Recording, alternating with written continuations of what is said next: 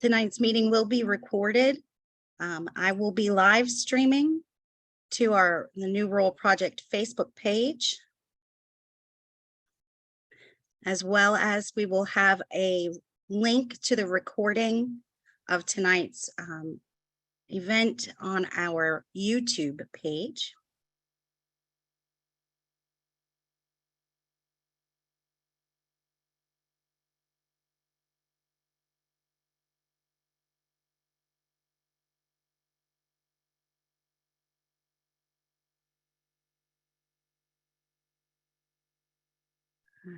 Still letting folks into the waiting room, from the waiting room.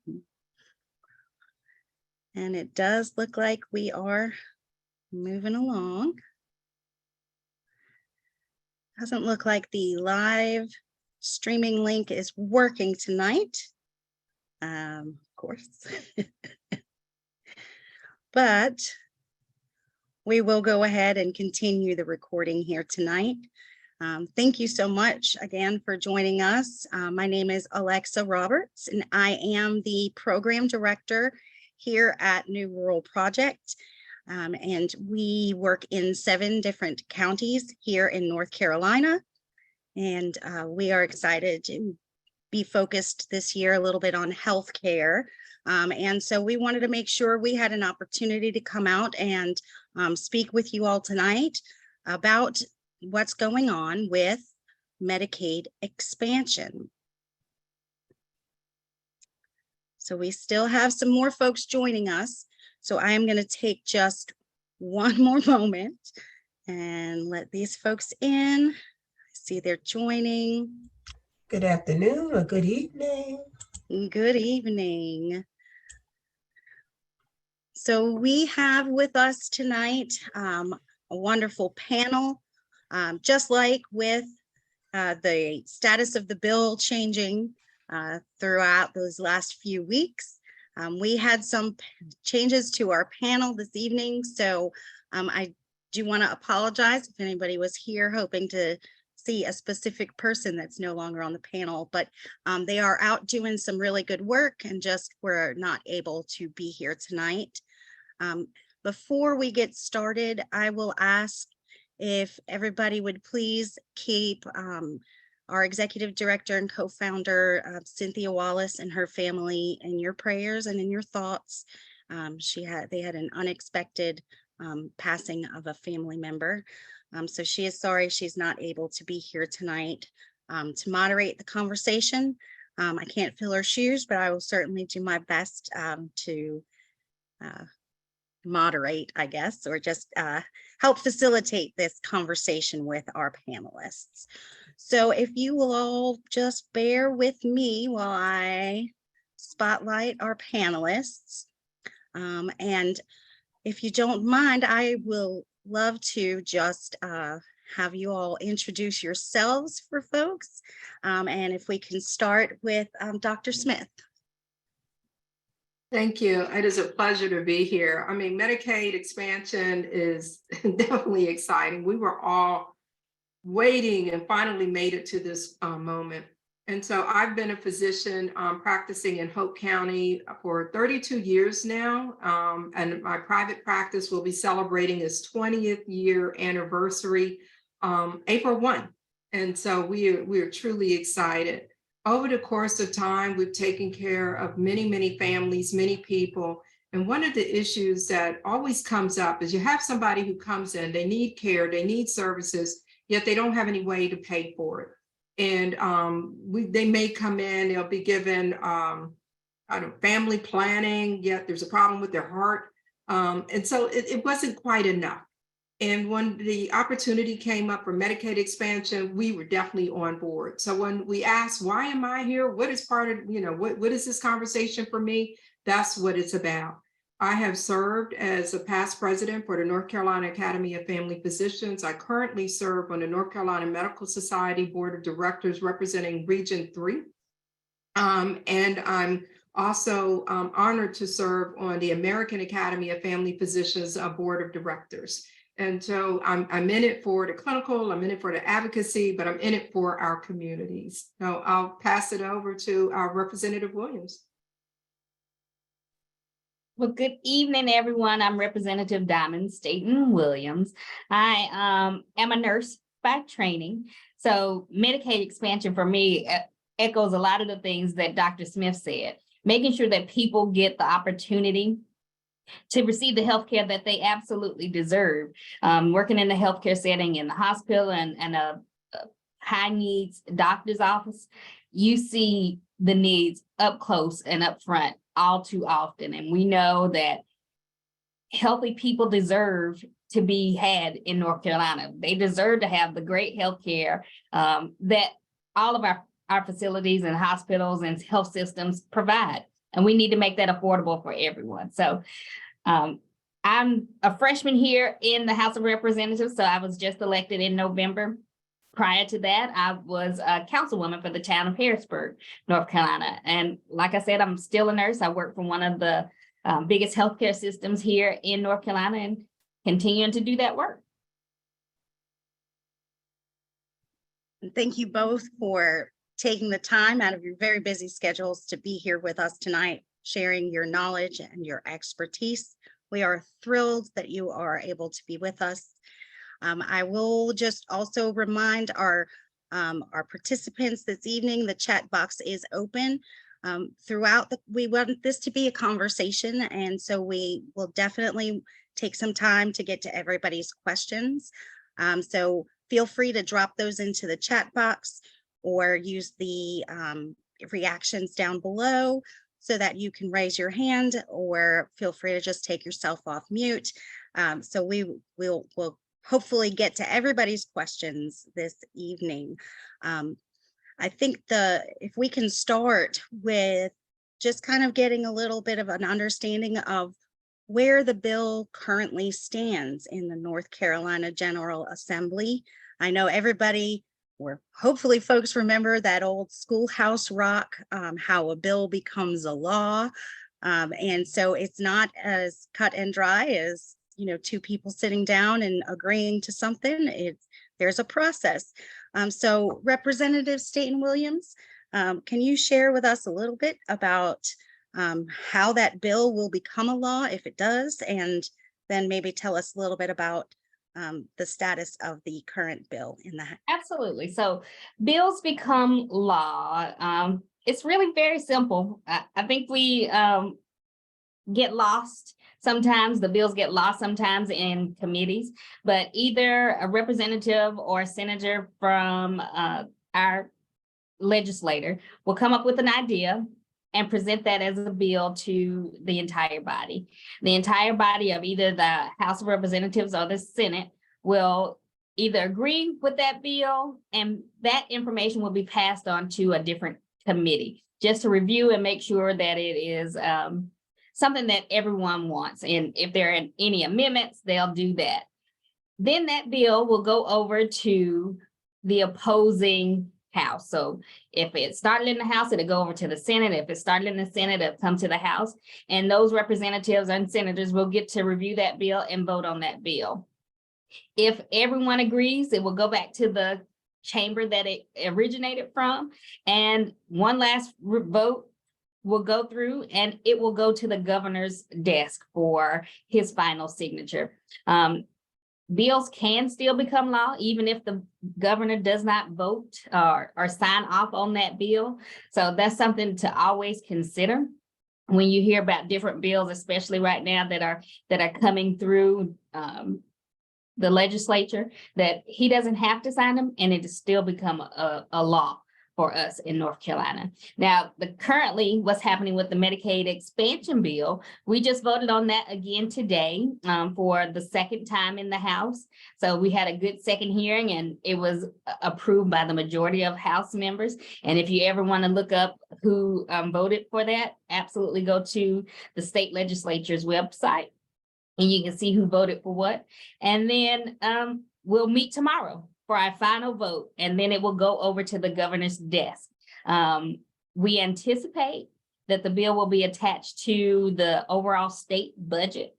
So that's something to look for as well. So it may not go into effect immediately and may go into effect in July of this year when the fiscal year starts over. So that's what I know currently, and as you heard Dr. Smith and I both say, we really want this to pass and make sure that North Carolinians get the health care that they need.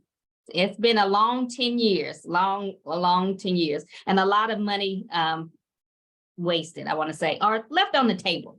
I think over $600 billion was left on the table during this entire 10 years that we waited, but here we are, and we'll take it and we'll make sure that North Carolinians get exactly what they deserve. Thank you for that update. Appreciate you voting on that today and then being here tonight, especially. So thank you for that. Dr. Smith, can you tell us a little bit about, I know obviously you can't speak for every healthcare provider, but our rural counties are certainly faced with some challenges with having healthcare providers. So can you share a little bit about your thoughts, what we can expect, the impact on our rural healthcare providers? Very good. You know, one of the comments regarding to the amount of money that has been left on the table over the course of years, well, at least we will see about 8 billion come in annually.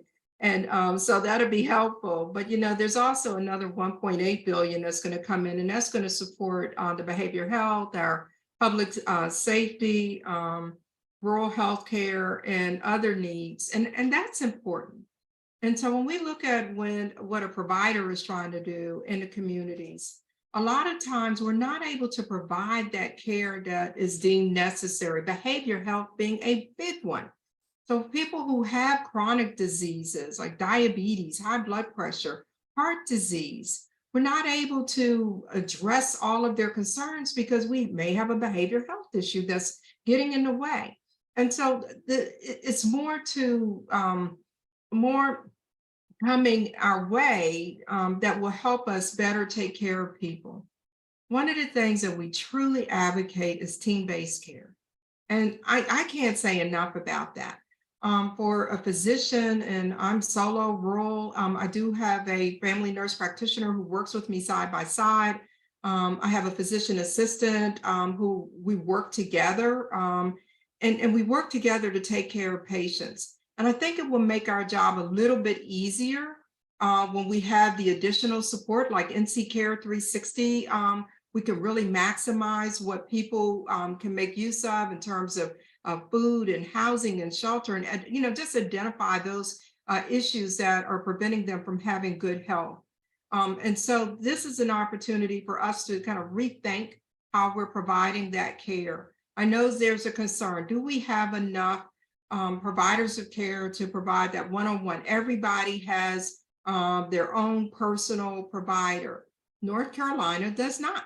There's no state that has enough healthcare providers for that one-on-one, but we definitely have good team-based care. And that's what we want to grasp. That's going to allow us to provide that quality care, do it with efficiency, and make sure that we are reducing the total cost of care, because right now we're spending a lot of money.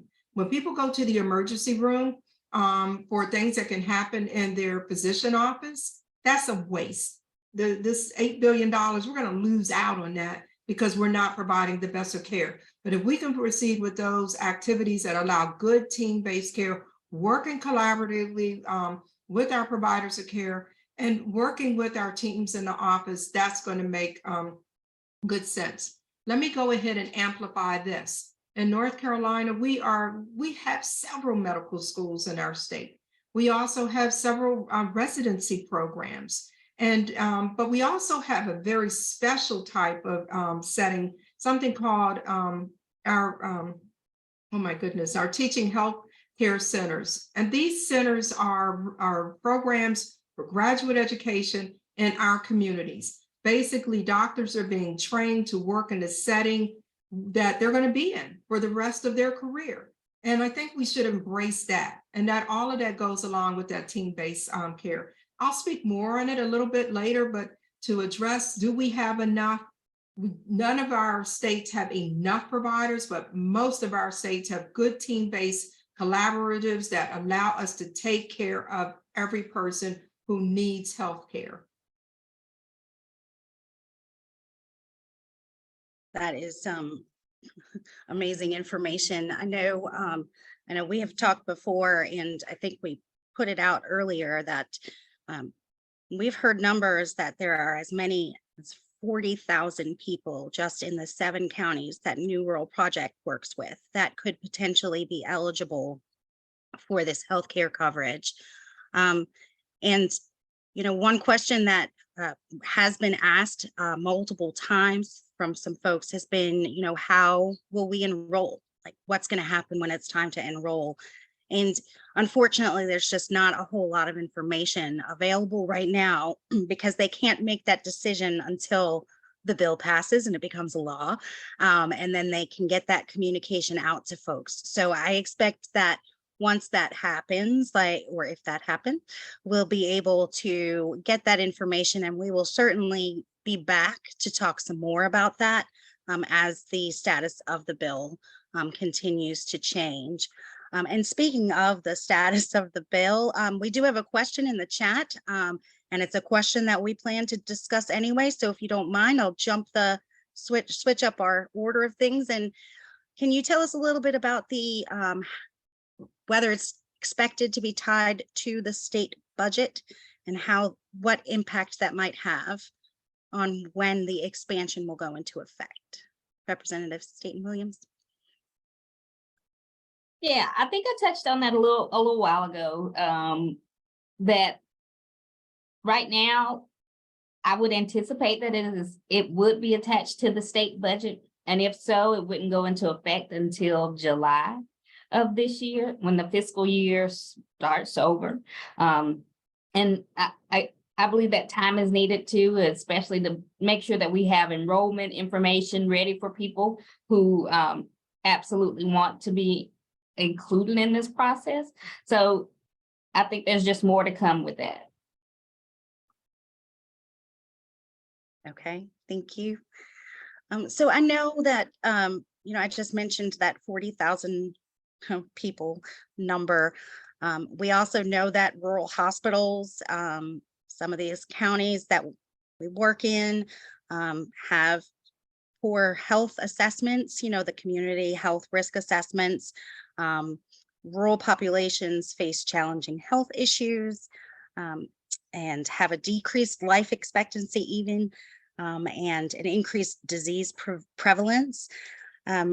So I'm wondering how we might be able to start getting the word out to people living in these rural areas that are not used to being even knowing that they can get coverage and go see doctors. Are there things that we can do to help start getting that word out now? Absolutely. And I think this is step one of the process, talking about the bill, making sure that people understand what is in the works so that we can prepare. But absolutely any type of advertisement, social media presence, because I know that's where people live nowadays is on social media, but talking to people that going to barbershops, going to the hairdresser, going to the nail shop and talking about these things with your community members, making sure that you connect with your churches, that they can share information out so they will understand. And anywhere else that you have a presence, absolutely start talking about this with people that you know. I agree, because even in our office, we have people who come in who still may be listed as self-pay, and they're trying to figure out, do I get seen or do I go buy groceries? And let those individuals know, contact Department of Social Services and see, do you qualify?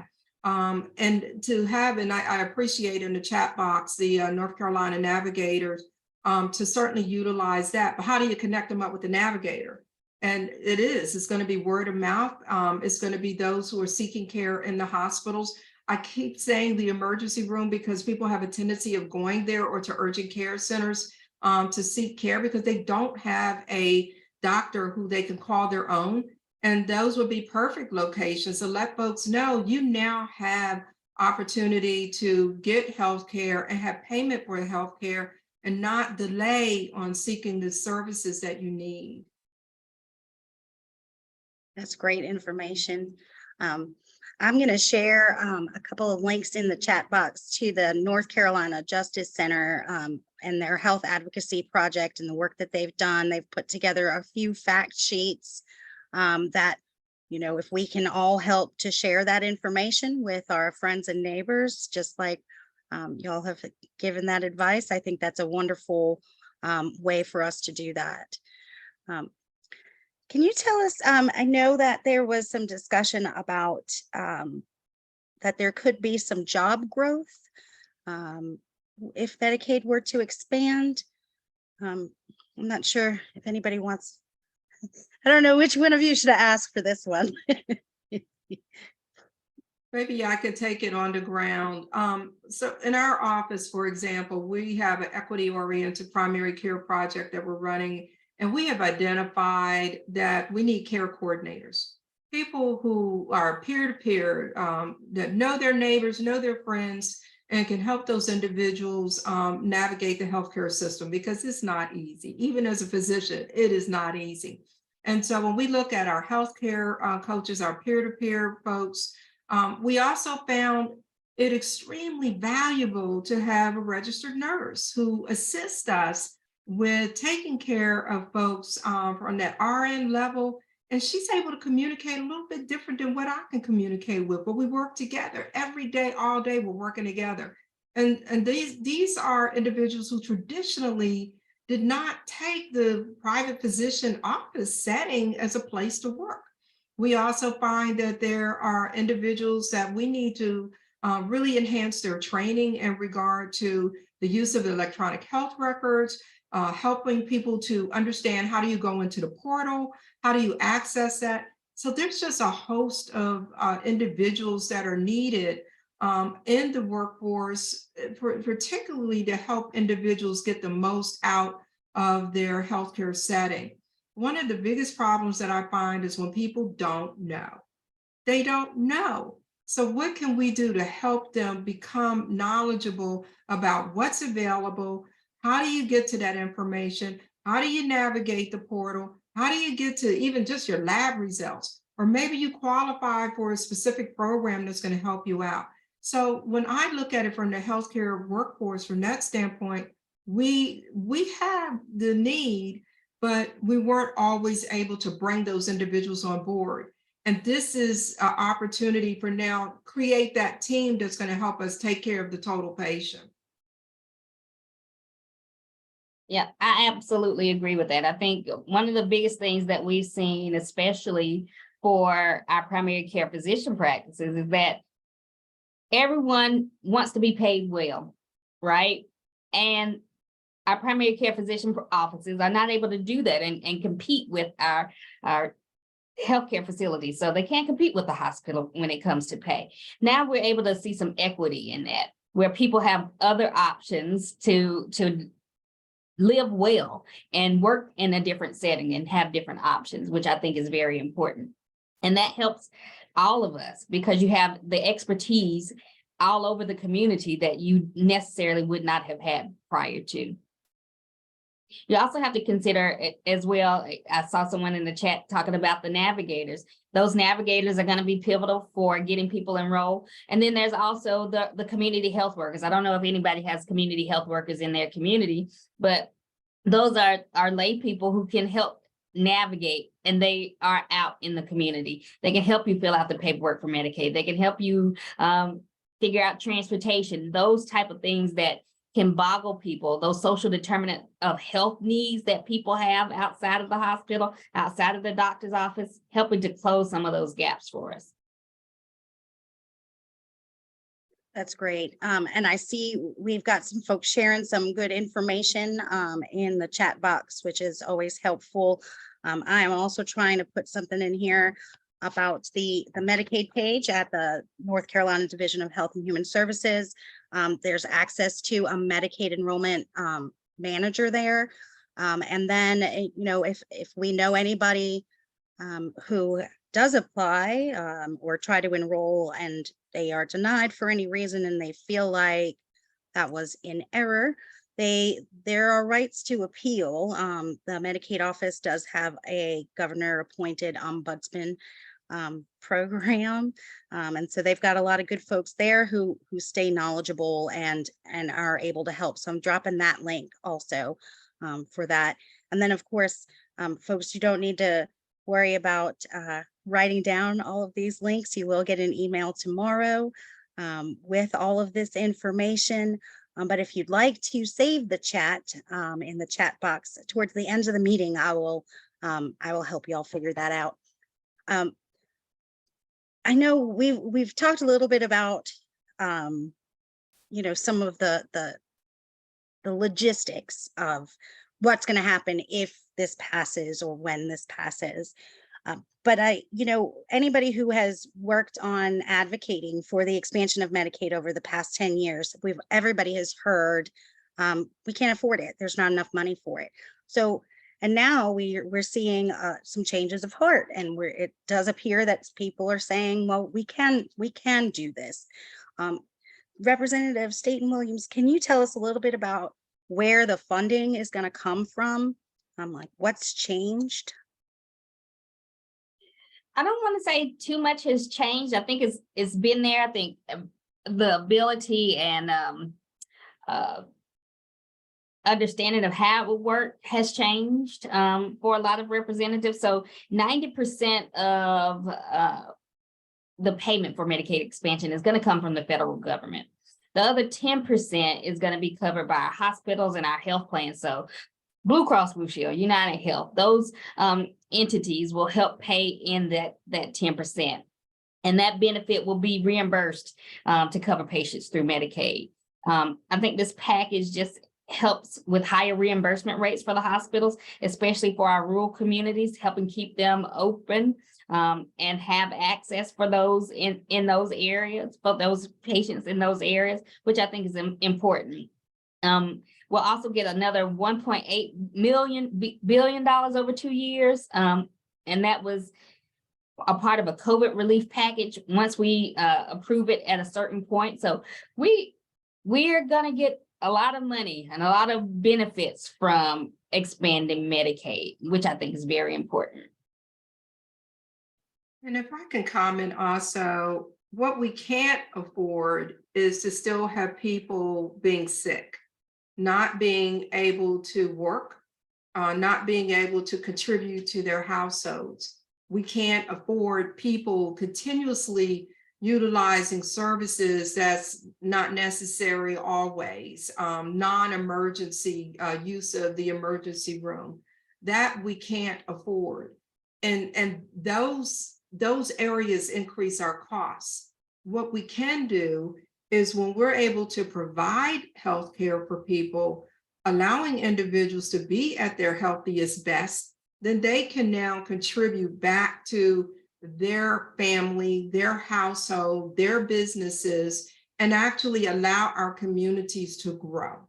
We cannot afford to continue to dawdle in unhealthy ways, unhealthy activities, and allow people to not have access to care.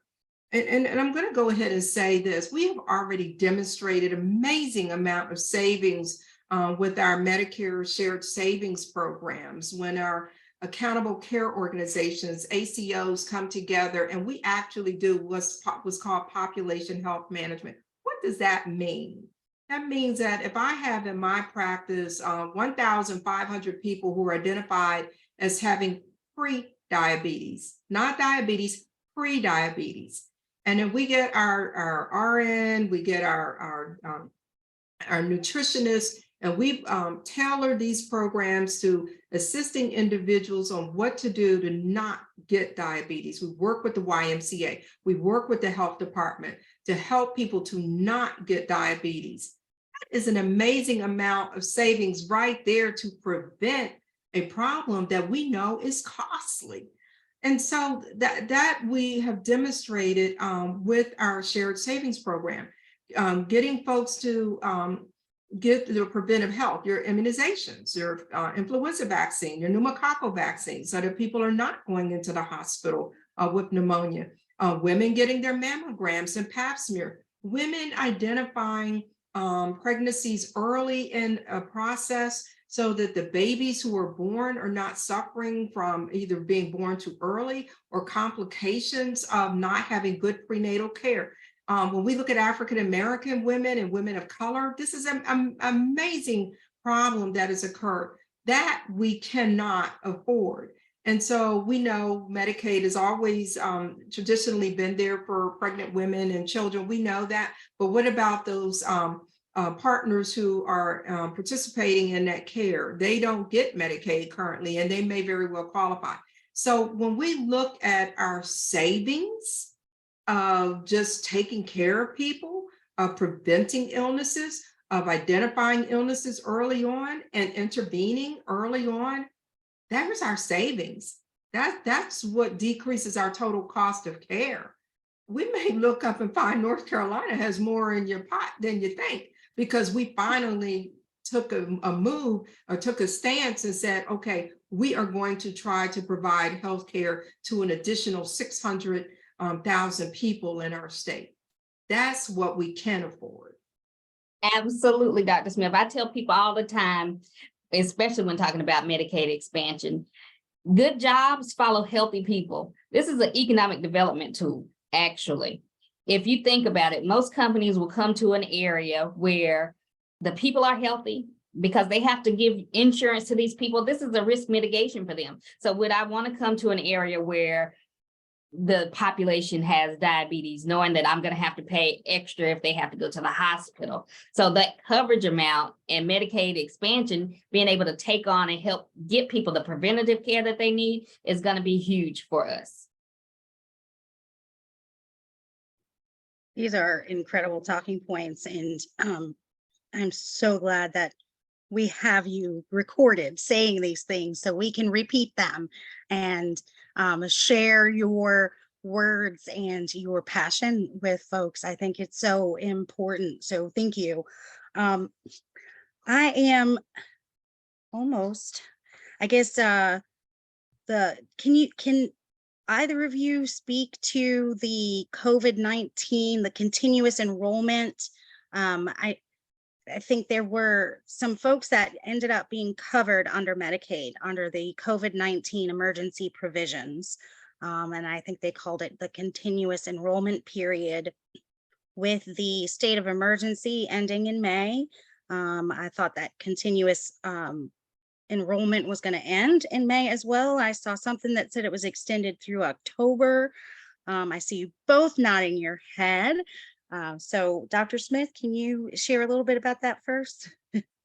I'm actually going to pass it over because I want to comment on the ending of the enrollment, but if I can get the nuts and bolts for Representative Staton-Williams, I'd love to hear it. Yeah, absolutely. So this unwinding period that we're in is trying to get people who applied for Medicaid during the COVID time and currently now off of the plan. So trying to figure out how to transition these people to a different plan, whether they qualify for an ACO plan or another type of Medicaid plan. As you can see, the drop-off period was going to be May. That has been extended until October. It's going to take us some time. And the people that are actually utilizing Medicaid under the COVID extension actually need it. Like, this is a needed care for those patients. So it's going to take us some time. And I think it's right in time. Medicaid expansion coming along is going to help close that gap for those patients as well. And I think that's admirable. And I certainly commend, the process of extending folks into October because, COVID was real. COVID is real. We are not through the public health emergency yet. When we look at our counties, particularly Hoke's county, I can go through our whole region. We're in the red, basically. We are still seeing COVID. We are still seeing loss of life as a result of COVID. We are still having to intervene because of COVID. Folks are being quarantined because of COVID. So COVID really has not gone away. But what about those individuals who had COVID and have some serious complications that have occurred. We saw people who lost kidney function. We saw people who are no longer able to breathe without having oxygen. So there's still this major impact with COVID. So I appreciate the fact that it's going to roll over into October, because despite other areas of our country or even our state who had high vaccination rates and maybe had somewhat of a herd immunity created, meaning there was 75% of the population that were vaccinated, therefore their rate of transmission is not as high as it is in counties that only have 55 or 45% vaccination. We need the time. We need the time, and we need to be able to continue to assist people with the impact of COVID, as well as recognize the impact of long COVID, which is still pretty much out here. It is real.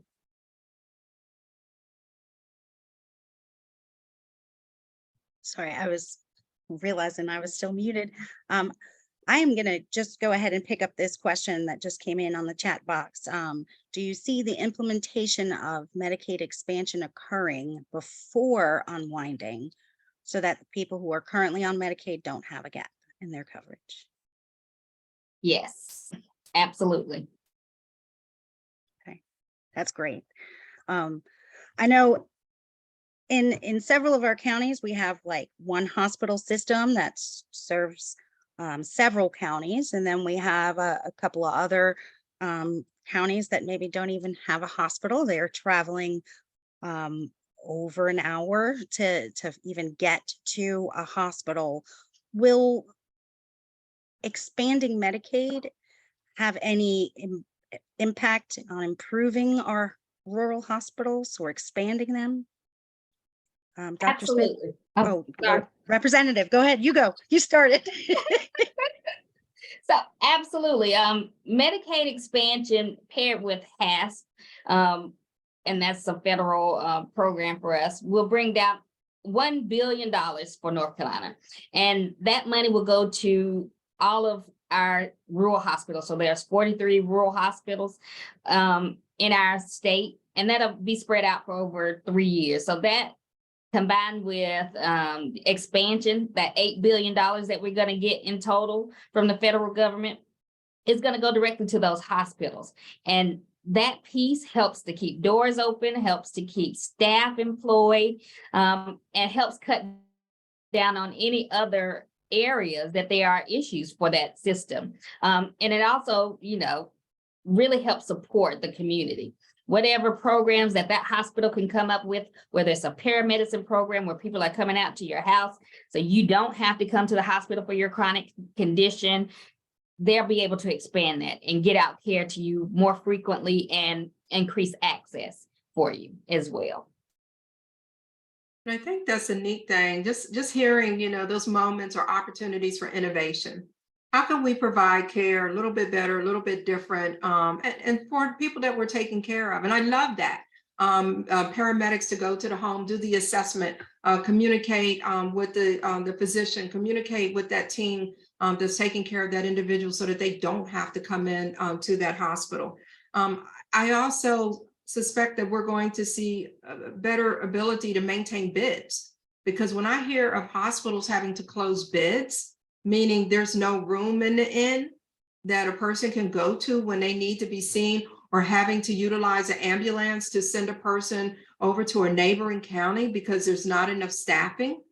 There's not enough, their bids are there, right? But is there anybody to take care of these individuals and the beds? And that's what we're talking about. For many years, we had to deal with diversion. And diversion means I call up the hospital and I say, hey, I have a person who's having a heart attack. They're on their way. Well, don't send them here. We don't have enough staff. We don't have enough personnel to take care of them. I need you to divert that individual to another hospital. Well, that other hospital might be a little bit further away. And we end up playing that game, which is very uncomfortable for a physician. To try to get the person that they're caring for, to sitting before them, the best care possible, but there are no beds. And so to be able to enhance the service line of our hospital to allow these hospitals to get the support staff that they need and just get rid of the stress, the financial stress of that administrator. Can I keep my doors open? Can I not keep my doors open? Where's the next cut going to come from? Who can I not bring in today to work? We need to get rid of that. We need to make life a little easier for the caregivers as well as the people who we're trying to provide the care to.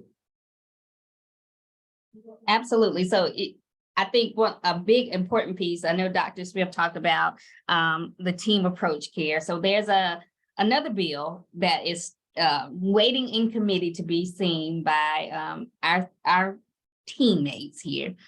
It's called the SAVE Act. The SAVE Act gives nurses the ability to operate and do things independently. So they'd still be collaborating, referring patients over to a provider if there were any kind of complications or issues outside of care, but they'd be able to help provide some of that primary care and that access, being able to have people that operate at the top of their license to help provide care in the communities is a benefit to us all. And I would highlight the collaborative approach. I met with my the physician assistant who I work with, and he actually has his own shop, his own practice.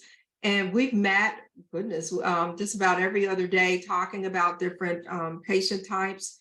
Likewise, a family nurse practitioner who's working with me here in the office all day long, we're talking about how to take care of a particular issue.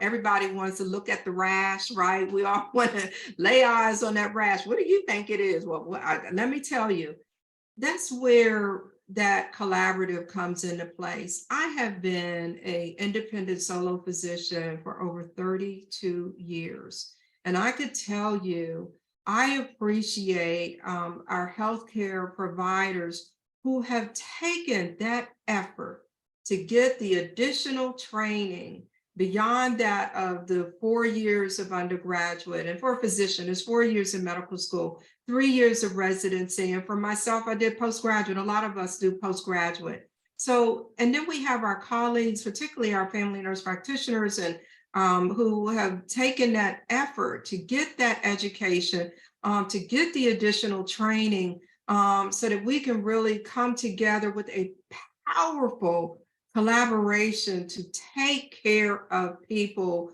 and give them the highest quality of care. So I'm excited about it. For many, many years, physicians in the rural areas, and I will say the rural areas, and I'm going to say physicians of color as well, found ourselves working independently because nobody wants to work in the rural area. Who wants to work in the country? I'm in the middle of a cornfield or a cotton field or whatever it used to be. Nobody wants to work out in this area where I find it as a charm of my life to be here. But to try to get someone else to come and join me has really been a challenge. And so I want to work in collaboration. And so when we have professionals who are getting that additional education, that additional training, and to be able to work in a collaborative, I find that amazingly comfortable and wonderful to see that. I know there's the idea of having independence, and I can tell you've been there, but I also will tell you that team-based collaborative approach has been, for me and our profession, and when I speak with my colleagues, we really find that the best way of providing the best care for people who we take care of. So any of our professionals who say, hey, let me get additional training, let me be able to take care of people and provide them with the highest quality of care, we welcome you, we embrace you, but let us share in that activity. That's amazing. I see we have our first brave soul who's asking to come off of mute to ask a question. It's the user there with the iPhone. Yes. Hello. Hey, how are you all? Can I Doing speak? well. Yes, I think this is such a fantastic talk. I'm only going to speak about 1 or 2 minutes.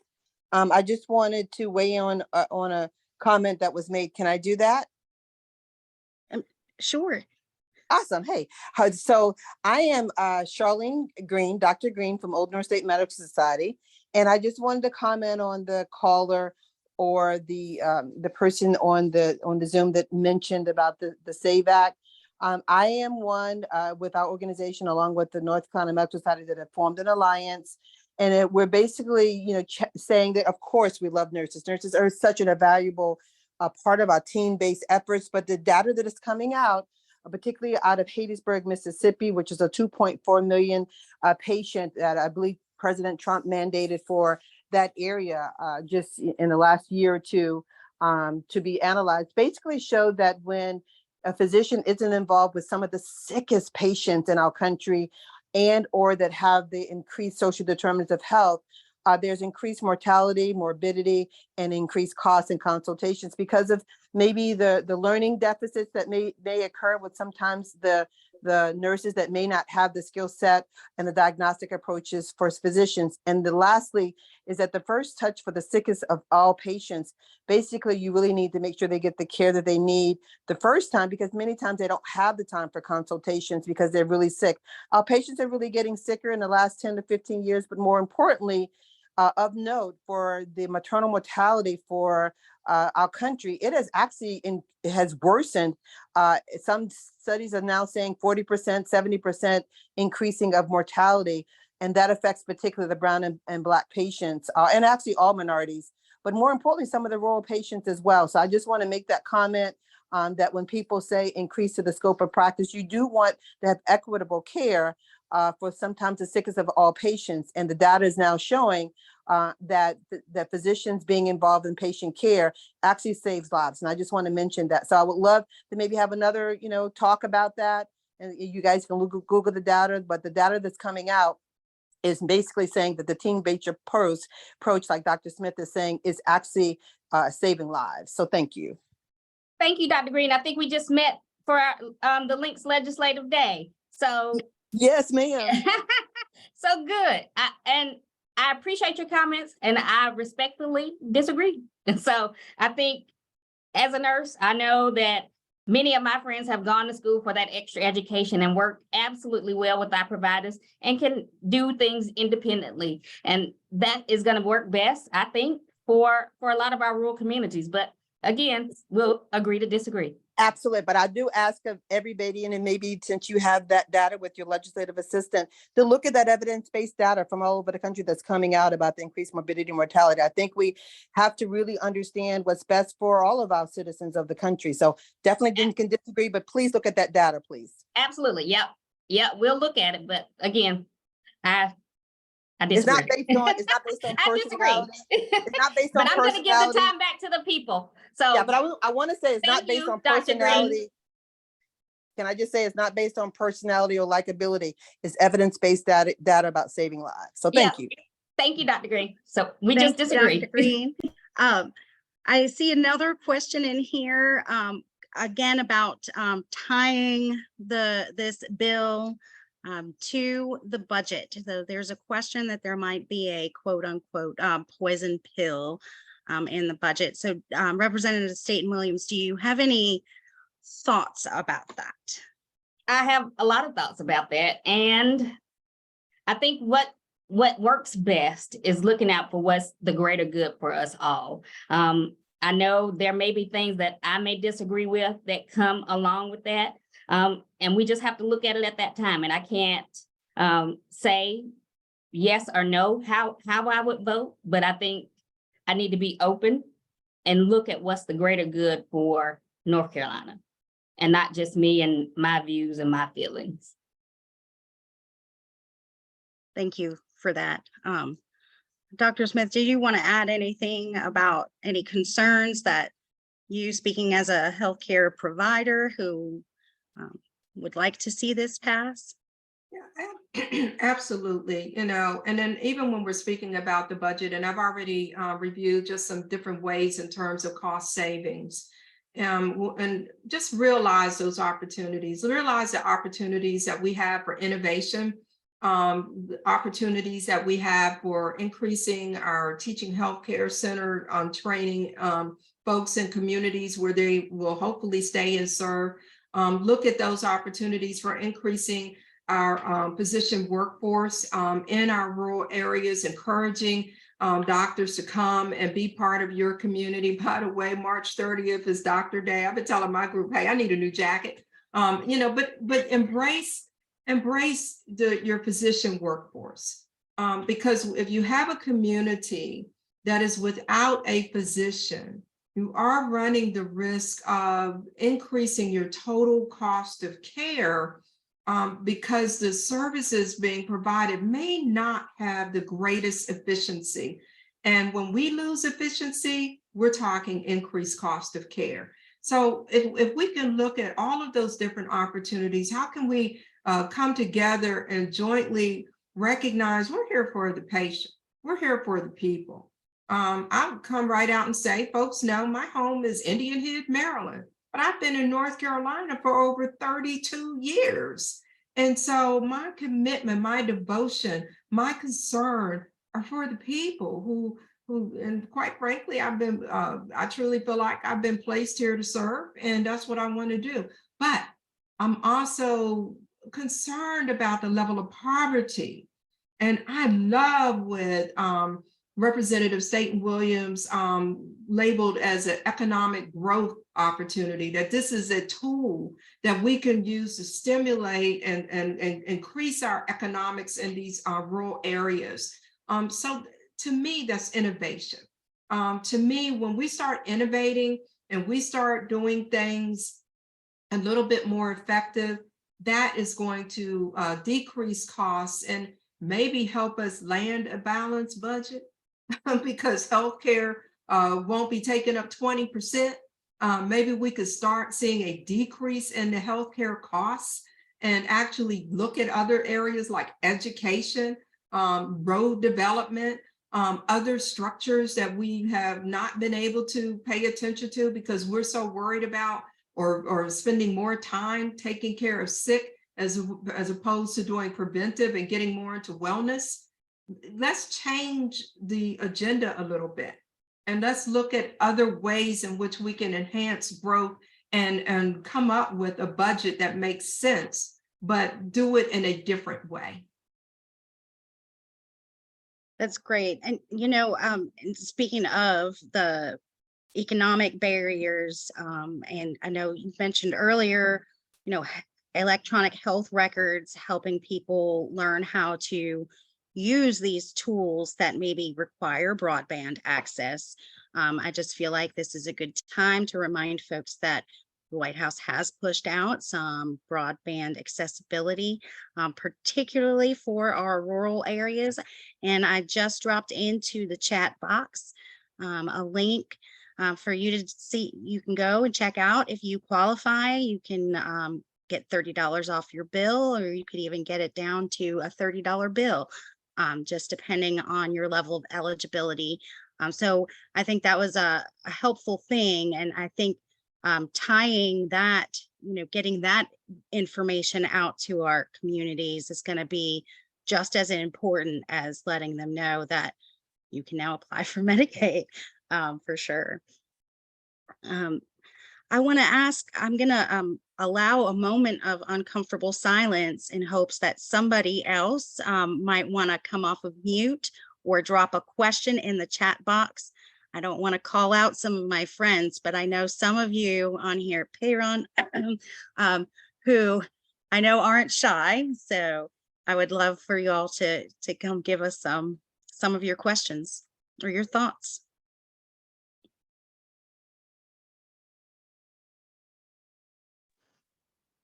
I had a question. Sure. Is there any value in contacting our legislators tomorrow about the Medicaid expansion, even though it's been heard? Calls, emails, never heard. Okay. Please make sure that your voice is heard. All right. That's the most important part. Even after today, if there's something that you're passionate about that you need to advocate for, don't be afraid to call. Don't be afraid to email. Don't be afraid to show up. The best person to advocate for your passions is you. I won't know what you need unless I hear from you. How can I do my job effectively if I don't know what you need? So call, email, and show up. Okay, and the House, the bill number now is, do you know if it's changed at all? I think it's still 76. That's what I thought. Okay. Yeah. All right, great. Thank you. Thank you for that question. Feeling free to come off of mute. I'm gonna give another moment of, I see we have one in the chat box. Susan wasn't brave enough to come off mute. I'm off mute. All right, well, come on, ask your question. I don't actually have a question. I just have a comment. And Dr. Smith, how are you? And Representative Williams, nice to meet you.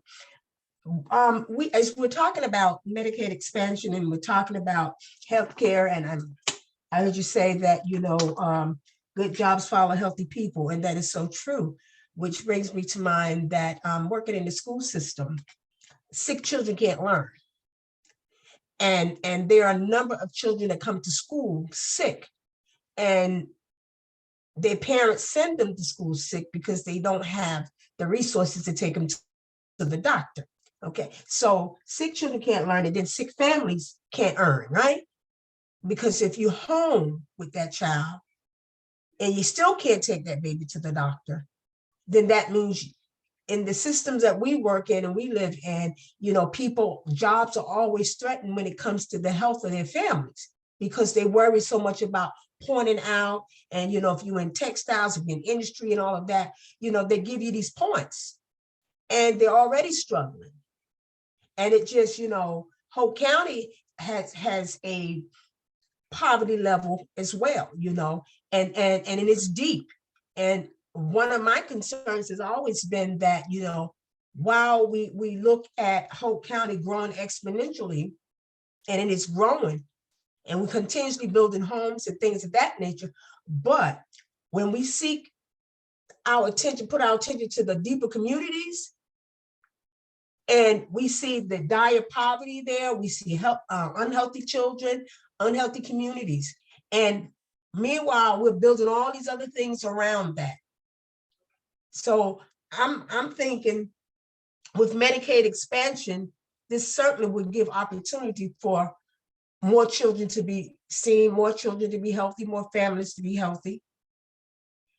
But we still have to fight every day to determine whether or not this is actually going to happen. And we get close and close and close, and we all feel really good, and we're like, today is the day this is going to happen. I just think it's a sad commentary that a country like our country, a state like our state, that we are still bypassing poverty issues that are impacting our healthcare, and we're still bypassing the fact that if we don't get people healthy, how do we bring people out of poverty? I appreciate you said a lot, and I appreciate it, because the poverty issue, we see it. We definitely see it. I had mentioned the equity-oriented primary care project that we were working on, and that's partially funded through Health Leads and the Robert Wood Johnson Foundation.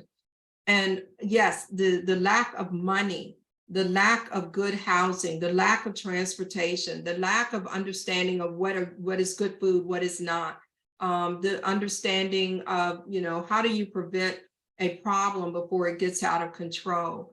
And all of that was wrapped up into the equity-oriented primary care. But part of it is, have we taught our healthcare providers, do you recognize when someone is sitting before you that are having these issues? Very soon, all of us who are providing care will need to report these very issues that I just mentioned, which some of us know of as social determinants of health, because we don't even know the impact.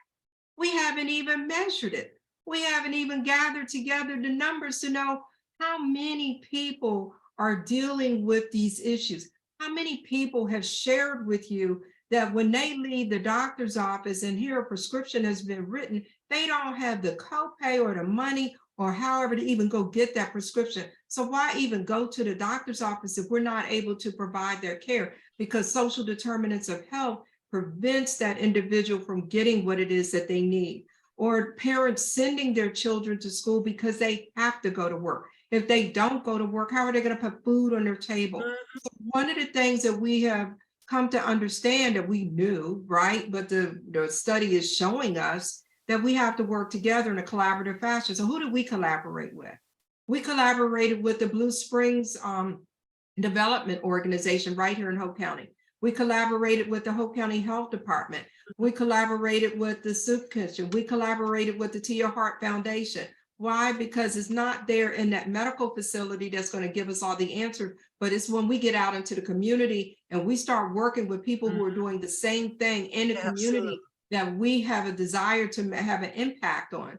And so this is what, when I look at Medicaid expansion, yeah, I know more people will be able to come through the door because they'll have a little card in their hand. But it also says to me, it's another opportunity to help somebody change something in their life that will allow them to do better and to be able to achieve and excel where they want to be. And likewise, turn it back into that family, into that household, send that child to school healthy.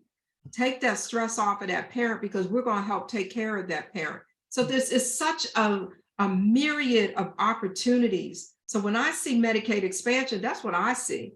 I don't see that little card they're going to walk in the door. That's right. I see an opportunity to help that individual achieve where they want to be. Absolutely. Well, and I'm going to take it a little bit further because this is for the new rural project. And you guys are very, very pivotal, especially in our rural communities and getting people out to vote. Know who you're voting for. Absolutely. Know what they stand for. Understand what if they're already here or already in the town council or city council or county commission, know what they're doing for you.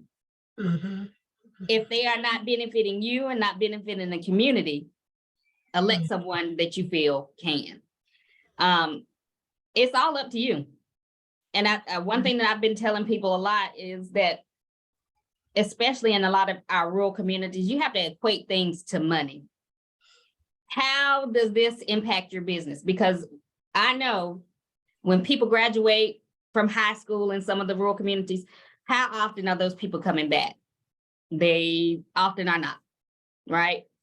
How do you bring those people back? It's all economics and it's all about business and money. Equate this to a business model. We have to be able to provide these people with the opportunity to come back to our communities, the opportunity to create a life that they need. And if we are not electing the people in positions of power, then what are we doing? You have to educate yourself on who you're voting for. So thank you. New rural project. Absolutely. Our public service announcement. Make sure you know who you're voting for. That's right. That's right. Absolutely. And speaking of new rural project, you know, we're always focused on voting rights. But we are focused this year, we are keeping our focus on healthcare. We are keeping our focus on education. Those are things that we have been doing for the last 2 years, and we want to continue that. And we're also, getting involved in advocating for some public health and public safety. So that was Miss Jackie McLean with the Hoke County NAACP, currently working on some good projects there in Hoke. So thank you for that, Miss Jackie. Appreciate you. Hate you, girl. And let me give a shout out too, because when I go to events and we're still trying to get people to get the COVID vaccine. And if you're sick, please get tested before you go to work. And so we are still doing these things. But yes, the NAACP, when I go to events and they are there, we're carrying our little badges. Some may have seen it. It's called Vote ER. Where you hit that QR on our little badge, and guess what? It takes you to a registration link that you can open up on your phone and register to vote. Because Representative Staton-Williams has said it. Even in the office, when you come into the office and you're upset because, hey, my prescription needs to get authorized. That's called administrative burden that the doctors are dealing with, prior authorization, all of these activities. But guess what? When you vote, when you send that text message and that email to the individual who is representing your interests, and you let them know, I can't get my insulin because it costs $600, that there is a burden with that, that lets them know this is real, this is happening with my constituency. Maybe I better take a closer look to that Senior Access to Timely Care Act, which is on the federal side, or maybe I need to take a closer look at the STEPS Act, which again is on the federal side. So definitely register, stay registered, keep that, make use of your voice. Yes. And send your stories. Yes. Send your stories. Send Absolutely. those issues that you are running into.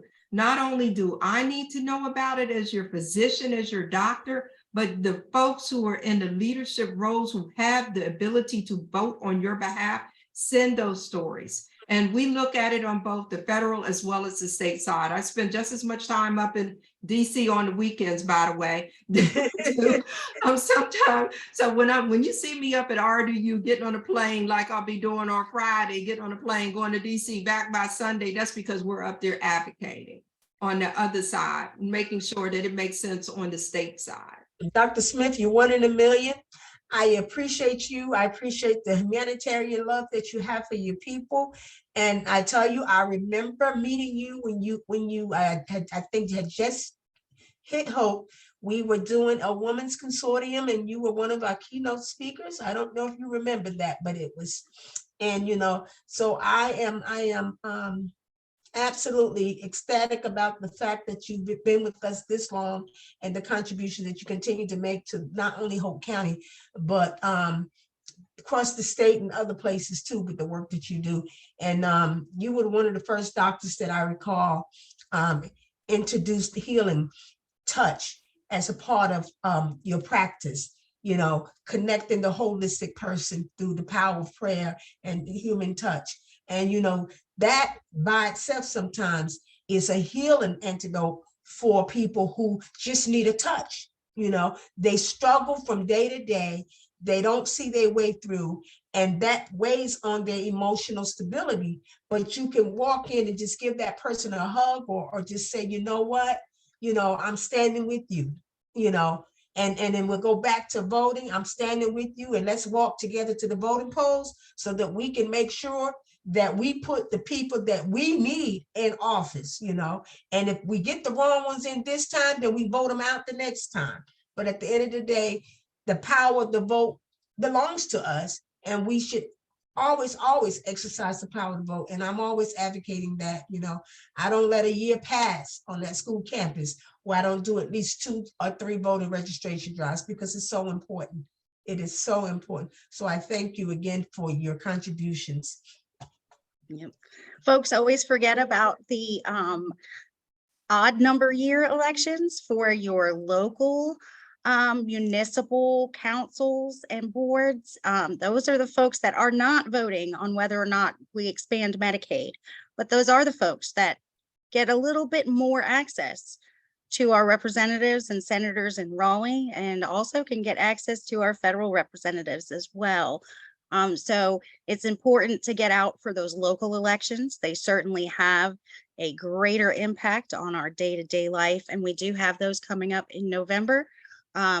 Few counties are actually voting in election day. For those counties will be September and October, but all of the counties that New Rural Project works with, all of our elections are in November the 7th, with the exception of one little town in Richmond County, Dobbins Heights, which will have the October 10th election. So we will be certainly pushing out some more information about that as it approaches. But thank you for those good reminders that that's how we connect our votes to what we need to see in our communities, for sure.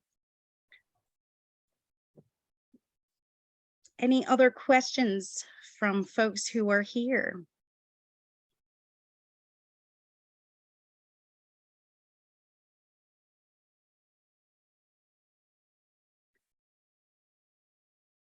Uncomfortable silences are so hard for me. I can't do it. I know, well, while I was looking through our registrations for tonight, I noticed we've already heard from Dr. Green, but I noticed that we had a couple other doctors who were registered.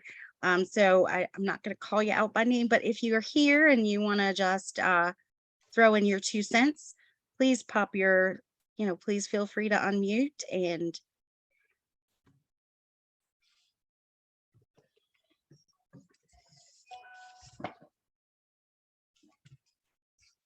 thought I heard somebody. No.